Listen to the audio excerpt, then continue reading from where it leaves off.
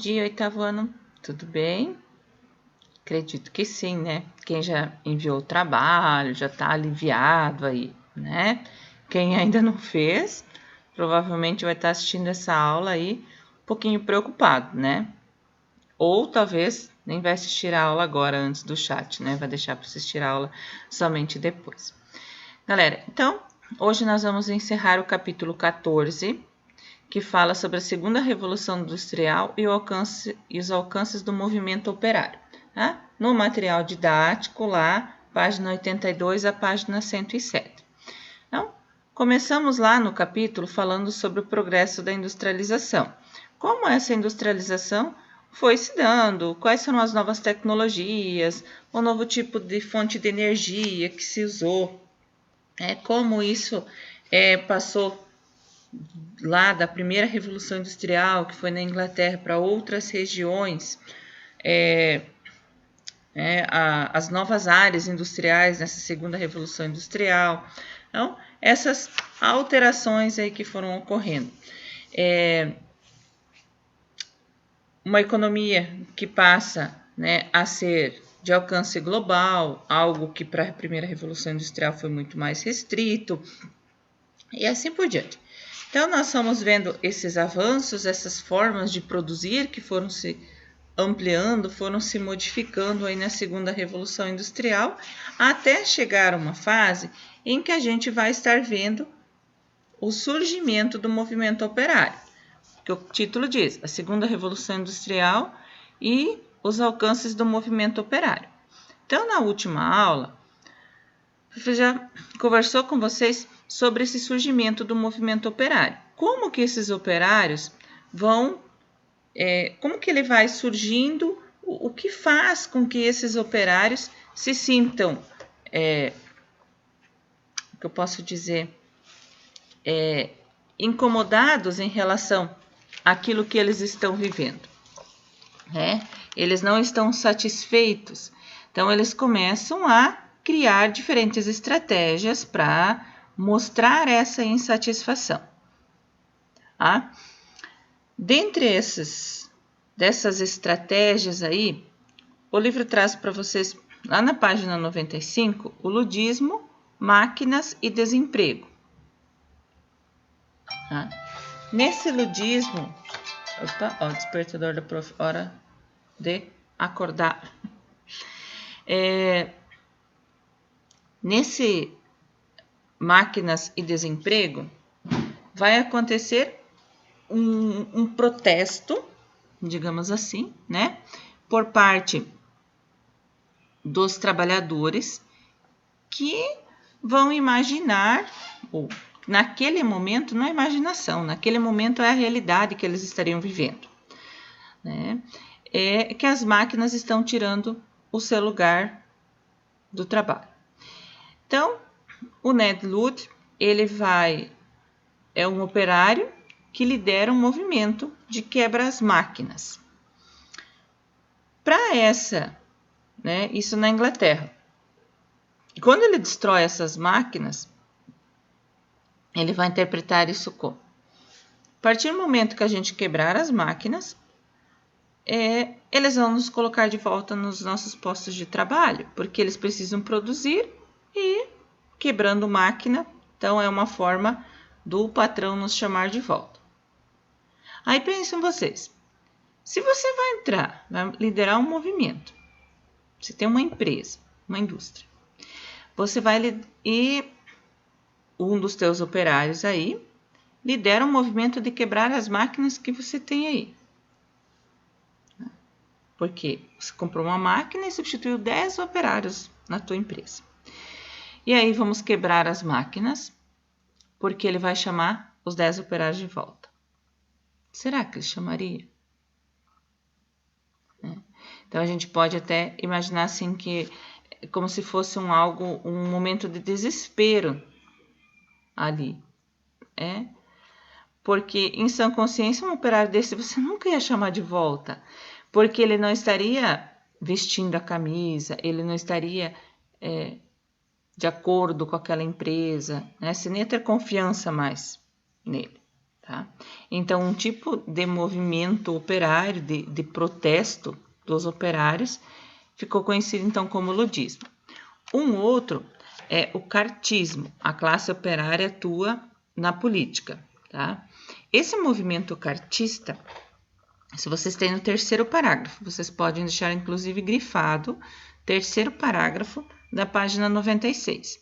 Ele diz lá: o movimento cartista, liderando as reivindicações dos operários, passou a exigir direitos políticos, como voto secreto extensivo a todos os homens, ali homens está se referindo ao sexo masculino, presença de operários no parlamento inglês, pagamento de membros da Câmara dos Comuns, possibilitando a candidatura de pessoas pobres, parlamento anual, igualdade entre os distritos eleitorais e liberdade de imprensa. Né? Então, os cartistas, eles conseguem algumas reivindicações aí, mas nem todas. De modo geral, o cartismo, o que ele é um movimento político? Porque ele tem uma outra percepção. Enquanto ludismo era prático, era ir lá na indústria e destruir, detonar, o cartismo tinha uma outra forma de protesto. Tá? Não era no sentido de lá quebrar as coisas e tal. E aí, um terceiro momento que aparece aí no livro de vocês, na página 98, vai estar falando sobre trade unions e sindicatos. Tá? Esse Trade Unions Congress, hoje, é o Sindicato Nacional, Central dos Sindicatos do Reino Unido.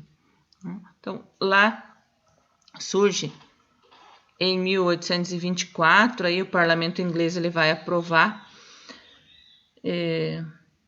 uma lei, então, que regulariza esse direito de associações dos trabalhadores. Hoje nós também temos essa associação de trabalhadores, né? Seriam os sindicatos de cada categoria. Então, aí, na Inglaterra, esse movimento, ele vai, digamos ser assim, o bebezinho, né? Lá, o início do que seriam os sindicatos que nós temos hoje em dia. E esses movimentos, eles, óbvio, né?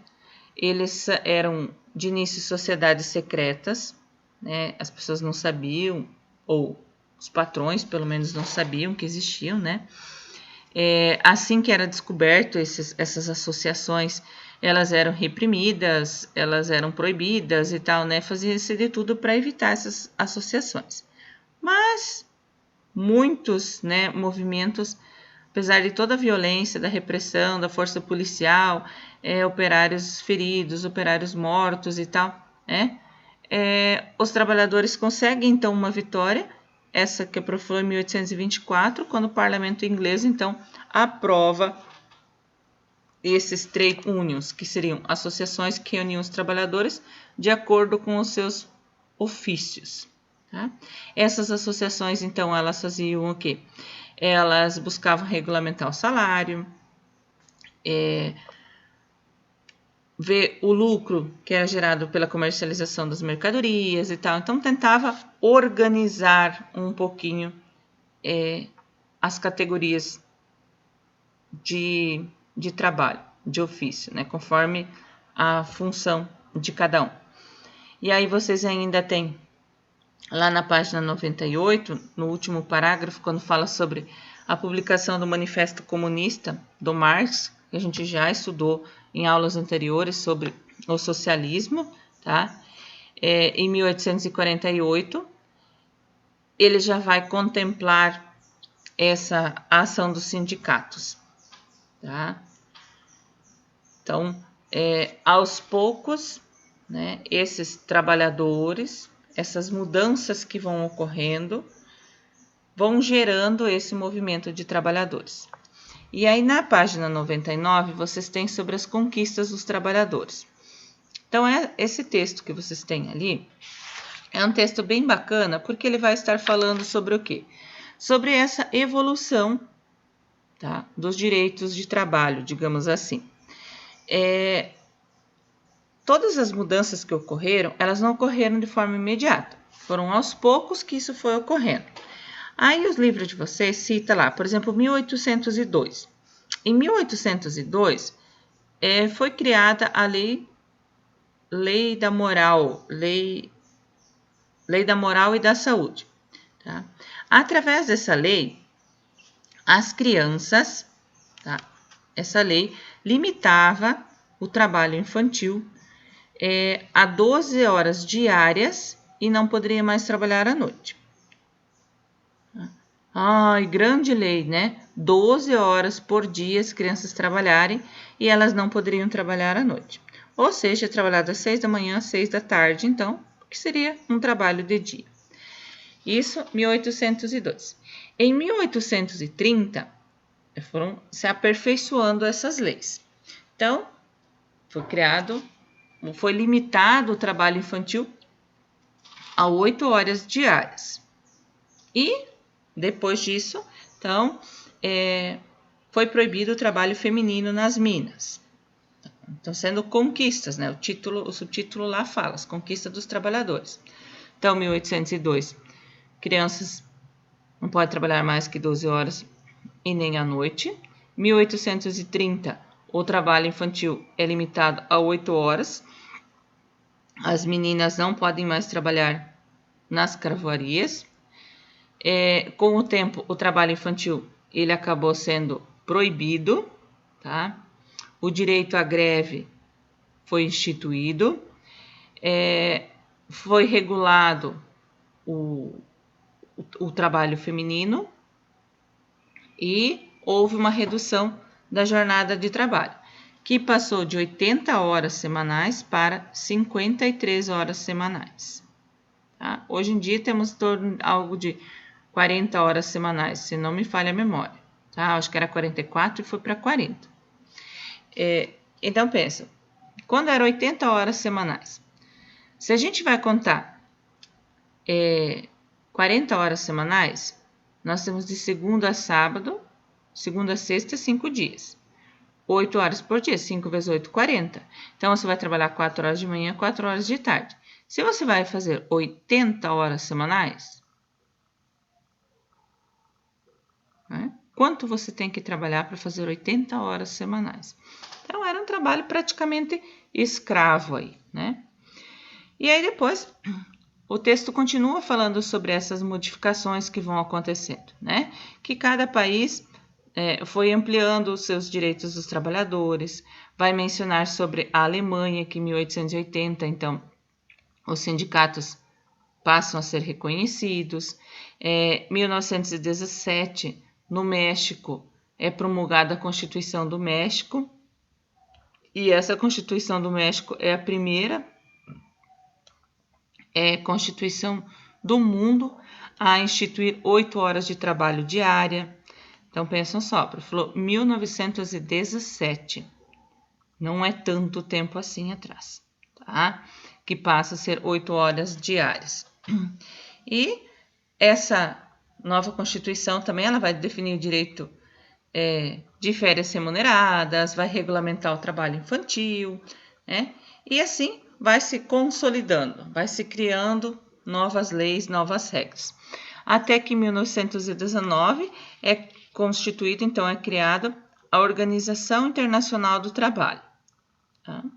Que é um órgão formado por entidades representativas de empresas, trabalhadores e governos, e que atua na regulamentação de normas sobre o trabalho. Isso é o último parágrafo da página 99, deixam grifado lá, tá? A OIT, Organização Internacional do Trabalho. Então, independente, essa é um órgão máximo, tá? Aí na página 100, vocês ainda tem lá sobre as curiosidades do movimento operário brasileiro. Tá? Vale a pena a leitura de vocês lá, tá? Que vai estar mencionando que no Brasil, em 1944, que foi elaborado a CLT, a Consolidação das Leis Trabalhistas. E essa consolidação das leis trabalhistas, em 2017, sofreu alterações no governo do Temer. Então, para alguns, essas alterações foram um retrocesso em relação aos direitos dos trabalhadores. Isso nós vamos conversar depois um pouquinho no chat. Por favor, façam a leitura dessa curiosidade aí da página 100.